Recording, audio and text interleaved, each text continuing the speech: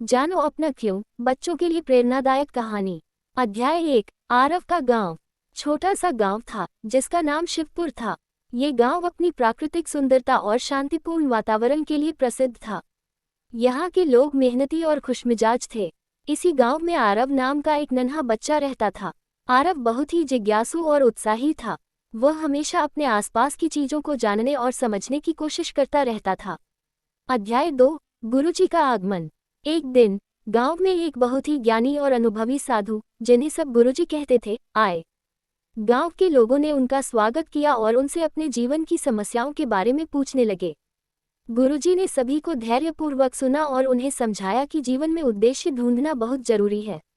अध्याय 3। आरव की जिज्ञासा। आरव भी गुरुजी के पास गया और उनसे पूछा, गुरुजी, मेरा उद्देश्य क्या है? मैं अपने जीवन का उद्देश्य कैसे जान सकता हूँ? गुरुजी मुस्कुराए और बोले, आरव, तुम्हें अपना क्यों ढूंढना होगा। ये तुम्हें ही जानना होगा कि तुम इस दुनिया में क्यों आए हो। अध्याय 4। गुरुजी की शिक्षा। गुरुजी ने आरव को एक पुरानी पुस्तक दी और कहा, ये पुस्तक तुम्हें तुम्हारे उद्देश्य को खोजने में मदद करेगी। इसे ध्यान से पढ़ो और समझो। आरव ने पुस्तक को ध्यान से पढ़ना शुरू किया। पुस्तक में जीवन के उद्देश्य और आत्मखोज के बारे में कई महत्वपूर्ण बातें लिखी थी। अध्याय 5। आत्मखोज की यात्रा। आरव ने निर्णय लिया कि वह अपने जीवन का उद्देश्य खोजेगा। उसने अपने दोस्तों को भी इसके बारे में बताया और सभी ने मिलकर एक यात्रा की योजना बनाई। इस यात्रा में वे सभी अपने अपने उद्देश्य को खोजने के लिए निकल पड़े। अध्याय 6। यात्रा की शुरुआत। आरव और उसके दोस्त सिया, रोहन और मीरा अपनी यात्रा पर निकल पड़े। वे एक एक करके अपने लक्ष्य को समझने की कोशिश करने लगे। रास्ते में उन्हें कई कठिनाइयों का सामना करना पड़ा, लेकिन उन्होंने हार नहीं मानी। अध्याय 7। पहले दिन की चुनौतियां। पहले दिन उन्हें एक घने जंगल से गुजरना पड़ा। जंगल में कई जानवर और कठिन रास्ते थे। आरव और उसके दोस्तों ने मिलकर इन चुनौतियों का सामना किया और अपनी मंजिल की ओर बढ़ते रहे। अध्याय 8। गांव का पुराना महल। जंगल पार करने के बाद वे एक पुराने और खंडहर हो चुके महल पहुंचे। महल में कई रहस्य छिपे हुए थे। महल की दीवारों पर लिखी कहानियां और चित्रों ने उन्हें जीवन के उद्देश्य और आत्मखोज के बारे में और भी समझाया। अध्याय 9। महल का रहस्य। महल में उन्होंने एक पुराने ग्रंथ का अध्ययन किया। उसमें लिखा था कि जीवन का उद्देश्य आत्म साक्षात्कार और दूसरों की सेवा में है। ये पढ़कर सभी बहुत प्रभावित हुए और उन्होंने अपने अपने उद्देश्य को खोजने की दिशा में और भी मेहनत की। अध्याय 10। आत्मचिंतन। महल से निकलने के बाद वे सभी एक नदी के किनारे पहुंचे। वहां उन्होंने कुछ समय बिताया और आत्मचिंतन किया। उन्होंने अपने जीवन के पिछले अनुभवों पर विचार किया और सोचा कि वे किस चीज में सबसे ज्यादा खुश रहते हैं। अध्याय 11। सिया का उद्देश्य।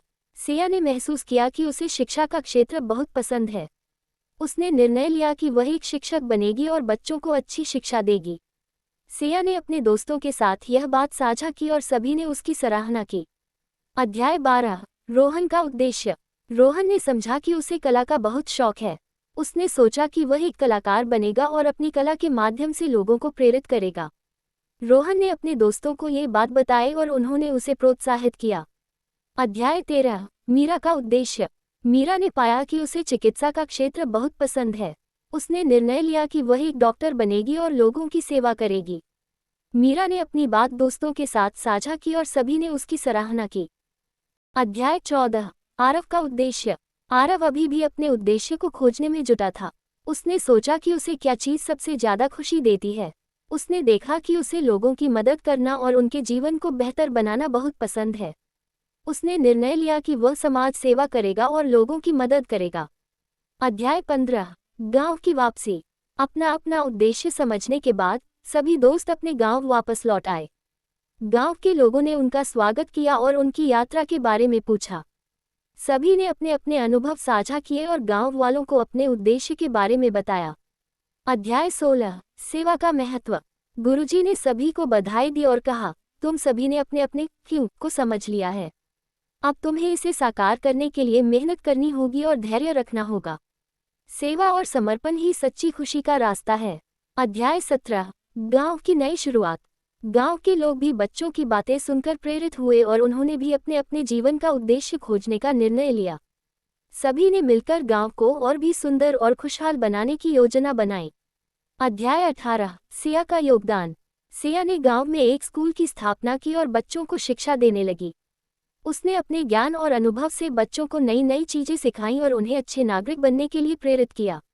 अध्याय 19, रोहन का योगदान। रोहन ने गांव में एक कला केंद्र खोला और बच्चों को कला सिखाने लगा। उसने अपने कला के माध्यम से गांव के लोगों को प्रेरित किया और उन्हें अपनी प्रतिभा को निखारने का अवसर दिया। अध्याय 20, मीरा का योगदान। मीरा ने गांव में एक चिकित्सा केंद्र की स्थापना की और लोगों का इलाज करने लगी। उसने गांव के लोगों को स्वास्थ्य के प्रति जागरूक किया और उन्हें स्वस्थ जीवन जीने के लिए प्रेरित किया। अध्याय 21, आरव का योगदान। आरव ने गांव में समाज सेवा का काम शुरू किया। उसने गांव के गरीब और जरूरतमंद लोगों की मदद की और उन्हें आत्मनिर्भर बनाने के लिए प्रेरित किया। उसने गांव में कई सामाजिक योजनाओं की शुरुआत की और सभी को एकजुट होकर काम करने के लिए प्रेरित किया। अध्याय 22, गुरुजी का मार्गदर्शन। गुरुजी ने सभी बच्चों के प्रयासों की सराहना की और उन्हें आशीर्वाद दिया। उन्होंने कहा, तुम सभी ने अपने अपने उद्देश्य को समझा और उसे साकार करने के लिए मेहनत की। ये तुम्हारी मेहनत और धैर्य का ही परिणाम है कि आज गांव इतना खुशहाल और विकसित हो गया है। अध्याय 23, गांव की खुशहाली। बच्चों के प्रयासों ने गांव को खुशहाल और विकसित बना दिया। गांव के लोग एक दूसरे की मदद करने लगे और मिलजुल कर काम करने लगे। सभी ने मिलकर गांव को सुंदर और खुशहाल बनाने का प्रयास किया। अध्याय 24, नई पीढ़ी के लिए प्रेरणा। बच्चों की मेहनत और समर्पण ने गांव के सभी लोगों को प्रेरित किया। नई पीढ़ी के बच्चों ने भी उनसे प्रेरणा लेकर अपने अपने जीवन का उद्देश्य खोजने का प्रयास किया। उन्होंने समझा कि मेहनत, धैर्य और सेवा से ही सच्ची खुशी मिलती है। अध्याय 25, गुरुजी का संदेश।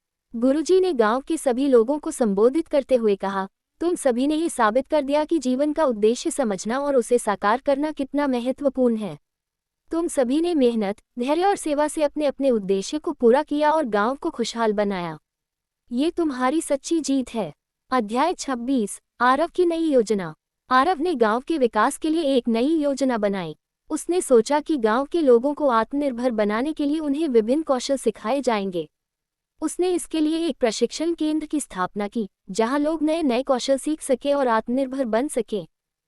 अध्याय 27, सिया और रोहन का सहयोग।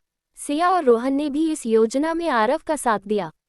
सिया ने शिक्षा के माध्यम से लोगों को जागरूक किया और रोहन ने कला के माध्यम से उन्हें प्रेरित किया। दोनों ने मिलकर गांव के लोगों को आत्मनिर्भर बनाने के लिए कड़ी मेहनत की। अध्याय 28, मीरा की पहल। मीरा ने स्वास्थ्य के क्षेत्र में अपनी पहल जारी रखी। उसने गांव के लोगों को स्वास्थ्य के प्रति जागरूक किया और उन्हें स्वस्थ जीवन जीने के लिए प्रेरित किया। उसने स्वास्थ्य शिविरों का आयोजन किया और लोगों को मुफ्त इलाज की सुविधा प्रदान की। अध्याय 29, गांव का नया स्वरूप। बच्चों के प्रयासों और गांव के लोगों की मेहनत ने गांव को एक नया स्वरूप दिया। गांव के लोग आत्मनिर्भर हो गए और उन्होंने मिलजुल कर गांव को और भी विकसित बनाया। गांव में खुशहाली और समृद्धि का माहौल बन गया। अध्याय 30, बच्चों की कहानी। आरव और उसके दोस्तों की कहानी ने सभी को प्रेरित किया। उनकी मेहनत, धैर्य और सेवा ने साबित कर दिया कि अगर हम अपने जीवन का उद्देश्य समझ लें और उसे साकार करने के लिए मेहनत करें, तो कोई भी लक्ष्य असंभव नहीं होता। उनकी कहानी नई पीढ़ी के बच्चों के लिए प्रेरणा का स्रोत बनी। अध्याय 31, गांव की नई पहचान। गांव के लोग गर्व महसूस करने लगे कि उनके गांव में ऐसे मेहनती और समर्पित बच्चे हैं जिन्होंने अपने अपने उद्देश्य को समझा और उसे साकार करने के लिए कड़ी मेहनत की। गांव को एक नई पहचान मिली और वह एक आदर्श गांव के रूप में प्रसिद्ध हो गया। अध्याय 32, गुरुजी का आशीर्वाद। गुरुजी ने गांव के बच्चों और लोगों को आशीर्वाद दिया और कहा, तुम सभी ने ये साबित कर दिया कि जीवन का उद्देश्य समझना और उसे साकार करना ही सच्ची खुशी है। तुम्हारी मेहनत और समर्पण ने इस गांव को खुशहाल और विकसित बना दिया है। अध्याय 33, आरव का नया सपना। आरव ने सोचा कि अब उसका नया सपना है कि वह और भी गांवों में जाकर लोगों को अपने जीवन का उद्देश्य समझने और उसे साकार करने के लिए प्रेरित करेगा। उसने अपने दोस्तों के साथ मिलकर इस नए सपने को पूरा करने की योजना बनाई। अध्याय 34, यात्रा की तैयारी। आरव और उसके दोस्तों ने अपनी नई यात्रा की तैयारी शुरू की।